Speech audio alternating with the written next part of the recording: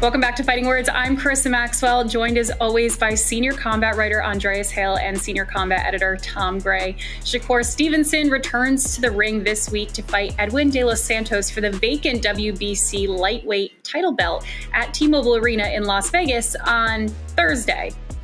So Thursday fights are not something we're necessarily used to, but we're going to talk about it anyway because, interestingly enough, he was supposed to fight Frank Martin, but he backed out for some unknown reason. And it seems to be a trend that these fights we want to see Shakur Stevenson make aren't happening, like when he's challenged Devin Haney or Vasiliy Lomachenko or Gervonta Tank Davis. And for some reason, we're just not seeing that happen for the undefeated 26-year-old silver Olympic medalist. So I'm just going to flat out ask, is Shakur Stevenson being ducked and avoided by these other lightweight contenders? To a degree. I mean, I truly believe, I don't know what Andreas thinks, but I think if Frank Martin had a shot at someone that wasn't Shakur Stevenson, didn't have that level of defensive prowess and skill and was unbeaten in the pound-for-pound ratings, I think Frank Martin probably jumps at it and doesn't find too many holes in the contract. So, yeah, I mean, just the style that Shakur Stevenson fights in, he can make you look pretty silly. We've seen it recently with an elite level fighter like Oscar Valdez. So I don't think anyone's in a rush to face him at lightweight. And I think conceivably could end up moving up again because I don't see Gervonta Davis fighting him at lightweight. I think that's a hard fight to make politically. I don't see Lomachenko, who's in the tail end of his career, fighting him either. So tough times just now for Shakur Stevenson. Yeah, the answer is yes. Ducking him is the exact thing. Nobody's scared of him. I want to be very clear about this. People use the term duck and scared. They try to be interchangeable. They're not. Nobody's scared to fight Shakur Stevenson, but the duck is real because the risk versus the reward isn't the same to fight Shakur. Like Gervonta could fight Shakur, but Shakur, the risk of beating him is very low. He's really good. So nobody wants to fight him. They want an easier path to get a title until Shakur is one of those marquee names that's going to make you millions and millions of dollars. He's not going to come into a fight and accept your 20% like Isaac Cruz did with Gervonta Davis. I'm just throwing a number out there. But he's going to want his value, and then you're going to have to risk losing to him as well. So, yeah, he's being ducked. He's one of the guys that, when we talked about the new four kings, he was left off of that list. It was Teofimo Lopez, Devin Haney, Gervonta Davis, and Ryan Garcia. Nobody talked about Shakur, even though he's an Olympic silver medalist. But it's because he's really good. And he's always been a weight class behind everybody else. And every time, maybe it's not a coincidence, but every time he moves up in weight, seems like everybody else leaves. So, yeah, they're ducking the kid. It's pretty obvious.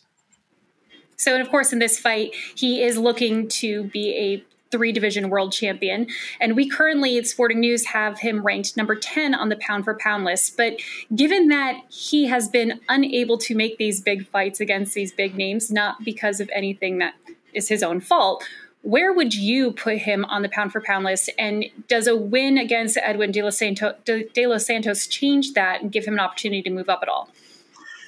A win over De Los Santos doesn't make any difference. I mean, he's an enormous favourite. Whether he wins early or he wins late, he's not going to do anything impressive enough to vault him up the pound-for-pound ratings. I think, ratings and the fights that you can get go hat in hand. So number 10 at the moment, I think, is probably right because he's there mainly because of the eye test, because he makes the job look so easy, as Andreas referenced. He is incredibly talented. He's got all the moves. He's a complete fighter, Shakur Stevenson.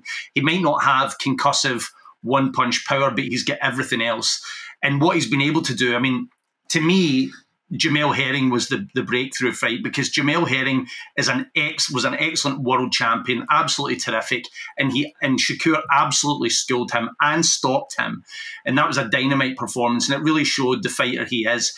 Oscar Valdez, it was the same thing again. Valdez, get completely outclassed in the fight. So what you're doing is you're saying, okay, you've beaten these top tier fighters in this fashion. So we're putting you in the pound-for-pound top 10. But the only way he can take these significant jumps into top 5 or top 3 or number 1 is to get the likes of Tank Davis in the ring or Devin Haney in the ring. It's not going to happen beating Edwin de Los Santos.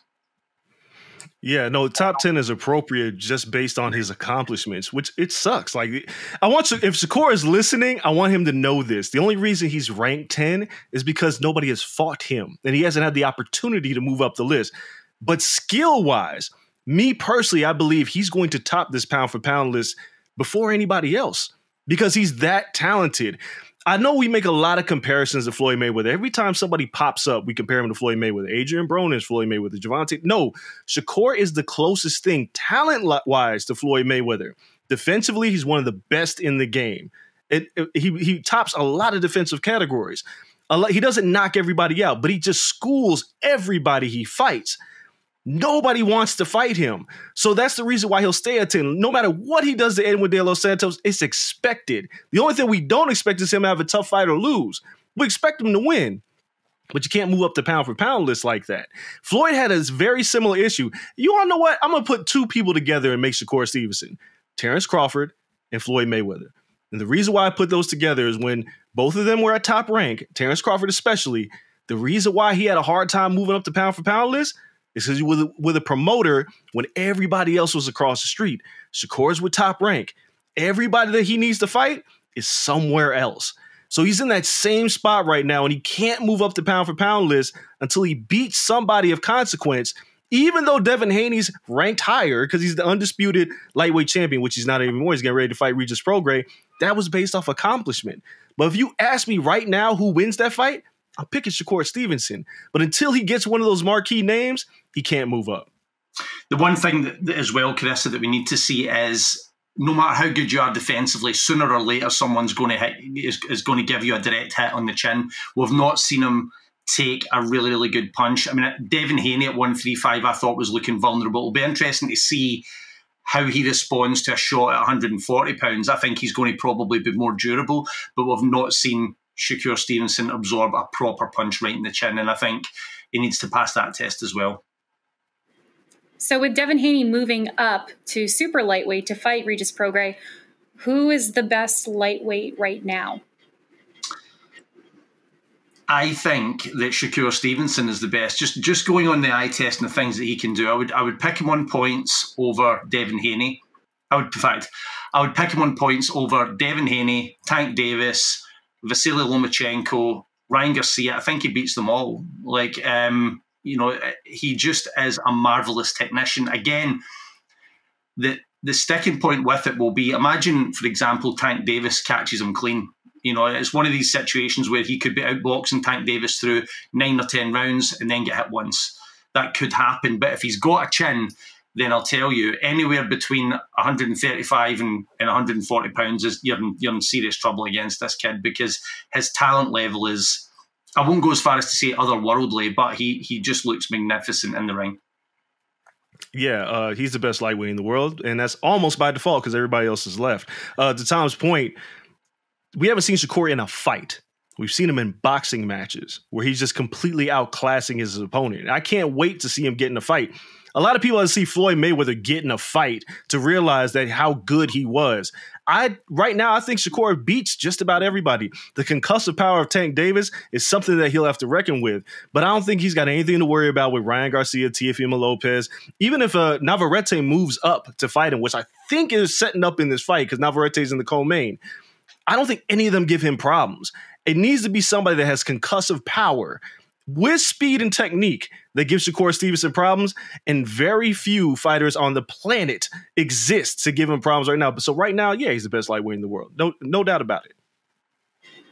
So we put a lot of weight behind belts. And like I said, this is the vacant WBC title belt that Devin Haney actually had, but because he's moving up, now Shakur is able to fight for it. But you mentioned Terence Crawford. Now, Shakur and Terence, they're good friends. They train together. They play Call of Duty together, per the interview that Andreas just did with Shakur.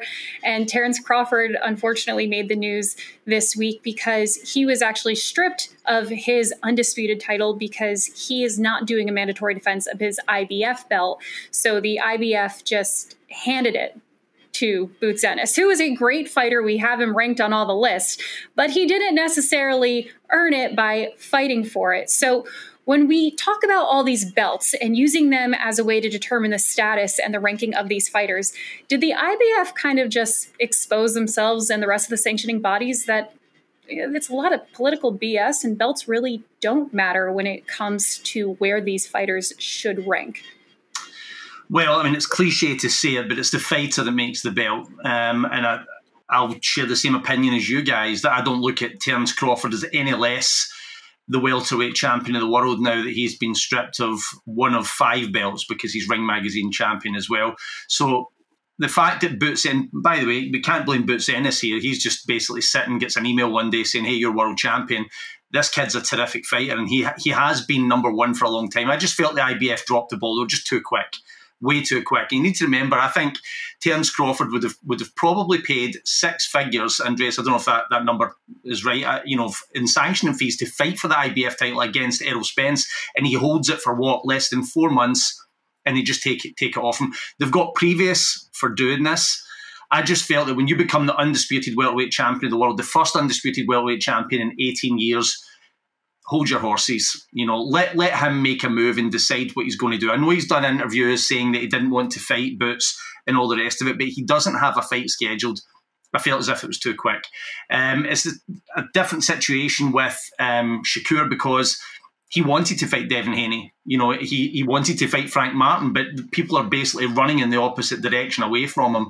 So, as I said, it's the fighter that makes the title in both instances. I think Boots Ennis is terrific. He's the future, but Terence Crawford's the welterweight champion of the world. End of story. Yeah, I'm going to talk about out of both sides of my mouth right now, because just earlier in this conversation, I said Devin Haney's ranked higher because of his accomplishments, being undisputed lightweight champion of the world. But the belts really don't matter because he beat George Kambosos, who beat Teofimo Lopez, but it was an easier path to get those titles. But you can't tell me when I look at Shakur Stevenson that Devin Haney right now is a better fighter. I think the world of Devin Haney. I think he's an incredible fighter. But belts don't matter. They just don't. Gervonta Davis beat Ryan Garcia for nothing. Gervonta Davis hasn't also fought anybody. But a lot of us would pick Gervonta Davis to beat a lot of these guys who have belts right now. They don't matter. The IBF, what they did is they did expose themselves because Terence Crawford just got the damn belt. There's no reason to strip him now. Boots doesn't have a fight booked. Terence doesn't have a fight booked. What's the rush? The WBC exposes themselves all the time. When Lomachenko didn't want to fight, hey, we're going to make a WBC franchise champion along with the 8 million other belts that they make. They don't matter. Errol Spence exposed sanctioning bodies in the run-up to the Terence Crawford fight, talking about fees and how difficult it is to become an undisputed champion because you have to acquiesce to their demands and then pay a portion of your purse to get those titles. If you're not willing to do that, you'll lose a belt. Does it make you any less of a champion if you're not willing to pay for it? No. The belts don't matter. They're a cool little trinket. When Tyson Fury fights Alexander Usyk, we'll be saying it's for the undisputed heavyweight championship. But it's really just the 2 best heavyweights in the world fighting each other. Those belts really don't mean anything. Speaking of fighters that won't fight each other, Fury Usyk were supposed to fight on December 23rd, and that is obviously not happening after Tyson Fury got a little bit of a wake-up call fighting Francis Ngannou. But that fight card is still happening in Saudi Arabia on December 23rd. We're just not exactly sure who's going to be on it. Now, the big rumor right now is that it will be Anthony Joshua and Deontay Wilder, but not fighting each other. Again, another fight that we just can't get made. So there are other names that are floating around as far as who their opponents will be, but to have both of those fighters on the same card, it's a pretty big event. So based on the names that are being thrown around, rumored as their opponents, what do you make of this December 23rd card? Do you think it's kind of like a reach of desperation just to get another boxing card in the books by the end of the year? Or is this actually going to be one to watch? There's a bit of that. There's a bit of desperation about it, but only a small bit. This looks, if we go on the rumours, if Deontay Wilder is fighting Joseph Parker, I think that is a great fight. I really do. And I think if Deontay Wilder were to win that, I think that is the best victory of Deontay Wilder's career. Now, I don't know if Wilder fans want to hang me out to dry for saying that, but you name someone that's definitively better than Joseph Parker and I'm all ears. And the other threat is Joseph Parker is trained by Andy Lee, who has been around Tyson Fury all the time through the trilogy that are certainly in fights 2 and 3 when Tyson Fury was fighting Wilder, so he knows him backwards. And let's face it, Wilder isn't exactly a conundrum. He's coming in there looking to knock your head off with a right hand. And, Team Parker will know that. I think it's a very difficult fight for Deontay Wilder. I also like Joshua versus the rumoured opponent, Otto Wallin, who gave Tyson Fury trouble. That's a harder fight for Joshua than Jermaine Franklin was last year and Robert Helenius, who was a late replacement. So it's a very good fight as well for Joshua. So if those two fights come off, I'm absolutely loving it. It's very reminiscent to Don King heavyweight cards in the 1990s. We used to get them often. If that comes off, is it Fury Usyk? No, but I'll settle for it as an early Christmas present for sure. Yeah, everything you said is true, Tom. I mean, look, the name recognition is there with the two fighters. They're not fighting each other, and people are going to be disappointed, but too bad, because they're not fighting cans. Like, Joseph Parker's not a can. Otto Wallin gave Tyson Fury hell, and the cut above Tyson Fury's eye nearly cost him everything with the Deontay Wilder fight. So these are two very interesting fights. And don't forget, it looks like Dmitry Bivol is going to be on this card as well. This is a good card if it comes to fruition. Should people be upset we're not getting Joshua and Wilder?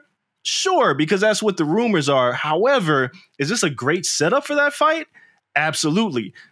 And it's Saudi Arabia. Look, they're going to throw a lot of money to make a fight happen. They want to do it before Christmas to give us something before the end of the year. When Fury and Usyk fell out, they needed a contingency plan. And I'm not entirely sure the way that this was shaking out, that Wilder and Joshua were ready to fight each other right before Christmas. Maybe they just want to take different fights. I'm okay with it because they're not fighting bums. They're fighting real opponents.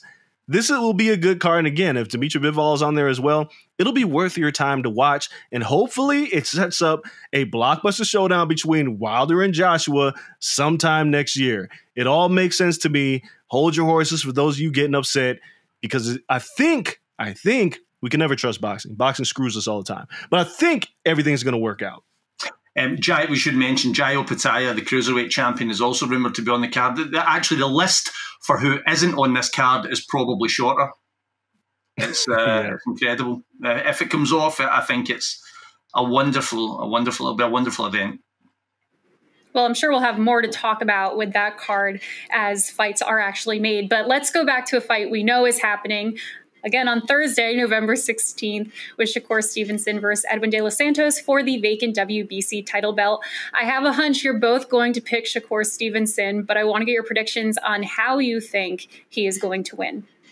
Well, I had a flick through de Los Santos' resume. I'll be honest, I have never seen him fight. I had a brief look at him on YouTube, just some highlights. He's 16-1 with 14 knockouts, which suggests obviously he is a massive puncher. His loss came by split decision. So these guys are usually extremely durable. Shakur's got a lot on the line here. Doesn't want to risk messing up at this point. We've seen what happened with Nontshinga recently. We've seen what almost happened to Tyson Fury. So you don't want to take any chances in a fight like this. I think that Shakur boxes his way to a decision. Maybe drops him once or twice, but I think he'll win on points. I'm actually picking Shakur by stoppage. De Los Santos, I've seen a few of his fights, and he's been knocked down by lesser opponents. And I think timing and speed all matter, and it depends on how aggressive De Los Santos chooses to fight. If he's aggressive, he's going to fight right into Shakur's wheelhouse to get caught with something. I don't think Shakur's going to knock him out cold. I think it's going to be a stoppage either by the referee or the corner, because Shakur's just too good. And I think at this point in his career, Shakur also recognizes that be exciting. Paulie Malignaggi in an interview recently said that he needs to be exciting. I asked Shakur about it, and he was like, I don't care what Paulie says, but I know in the back of his head that the more exciting that he is, the more that people are going to bang the drum to see him fight the bigger names. So he's going to get his opportunity against De Los Santos, who has a lot of defensive deficiencies. Shakur's going to take advantage of this, and he's going to try to find a way to get a stoppage late. If he doesn't, he'll cruise to a decision. But if De Los Santos comes out there trying to get that knockout, Shakur's going to take him to school, punish him, and probably stop him late. That's going to be my pick. Well, we'll find out Thursday night, November 16th at T-Mobile Arena in Las Vegas on ESPN+. And then hopefully we'll be able to talk about what's next for Shakur Stevenson, whether that's in the lightweight division or the super lightweight division. We'll find out.